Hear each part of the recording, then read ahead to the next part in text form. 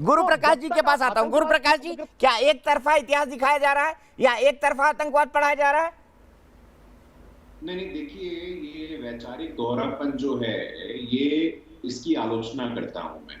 अब जेएनयू एक इंस्टीट्यूशन है, एक यूनिवर्सिटी की अपनी ऑटोनॉमी होती है, अपनी स्वायत्तता होती है। उसकी एकेडमिक काउंसिल में डिस्कशन और डायलॉग के बाद यदि किसी ऑप्शनल कोर्स को पारित किया गया है, तो उसकी आलोचना मेरे समझ से परे है। अभी आशुतोष जी की बातों को हम सुन रहे थे, भारत सरकार ने तो ऐसा नहीं किया है।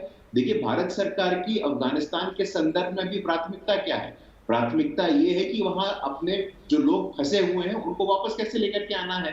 बहुत लोग को हम वापस लेके आ गए हैं, और भी लोगों को वापस लेके आना है। अब स्थिति ऐसी है कि वहां तालिबान अभी शासन में है, तालिबान व्यवस्था को नियंत्रित कर रहा है, तो उनसे तो बातचीत करनी पड़ेगी। और उसको आप इस प्रकार से बोल रहे हैं कि हमने उसको लेजिटिमाइज कर दिया, ये ठीक नहीं है। हमें इस प्रकार से इंटरनेशनल पॉलिटिक्स में बहुत पुराना कथन है कि there are no permanent friends, there are no permanent enemies, there are permanent interest. और भारत अब अपनी हितों की रक्षा करना जानता है, तो इन दो चीजों को जोड़ करके देखना मैं गलत मानता हूं।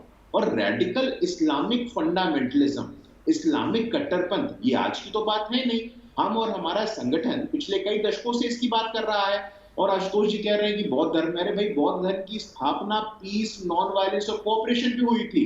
और इस्लामिक कट्टरपंथ का ही प्रभाव था कि अफगानिस्तान में बामियान में बुद्धा के स्टैचू को तोड़ करके गिरा दिया गया था।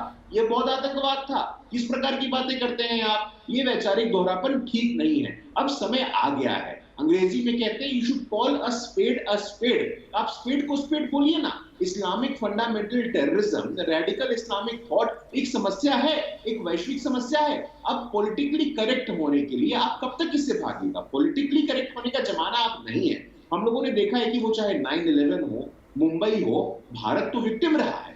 भारत कई वर्षों तक इसका एक बहुत बड़ा विक्टिम रहा है। उसके बावजूद भी आप लोग अपने आंखों के सामने ये पूर्वाग्रह का चश्मा पहन लेते हैं। ये प्रेजुडिस, ये पूर्वाग्रह, ये ठीक नहीं है। अब आप ठीक है, आशुतोष हाथ उठा रहे हैं, लेकिन आशुतोष के बाद में जाऊंगा। सीधे चलता हूं क्योंकि उनका फोन कटा हुआ है। आशुतोष, आपका फोन कटा हुआ है। सीधे विवेक श्रीवास्तव जी के पास चलता हूं। विवेक श्रीवास्तव जी, दीपक, मैं आपकी बात को सुन सकता हूं।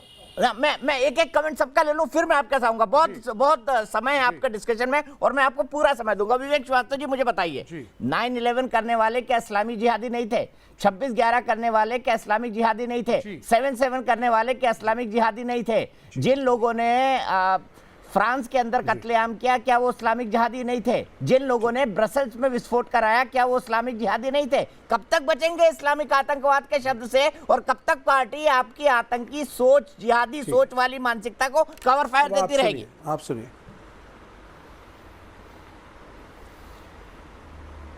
जी देखिए, कोई जिहादियों के साथ नहीं है, ना कोई इस्लामिक टेररिस्ट के साथ है। The biggest terrorist state of the world is the United states of America. सबसे बड़ा टेररिस्ट स्टेट अमेरिका है। चीन जो उइगर मुसलमानों को तोप से उड़ा देता है, वो क्या है? वो विश्व शांति है? 25 साल ये चीन जो उइगर मुसलमानों को, अपने नागरिकों को तोप से उड़ा देता है, क्या वो विश्व शांति है? क्या वो विश्व शांति है? मुझे बताइए ना, जवाब दीजिए इसका। मेरा नैरेटिव मत बनाइए प्लीज। आप ना, आपका नैरेटिव नहीं बना रहा हूं, काउंटर सवाल पूछ रहा हूं।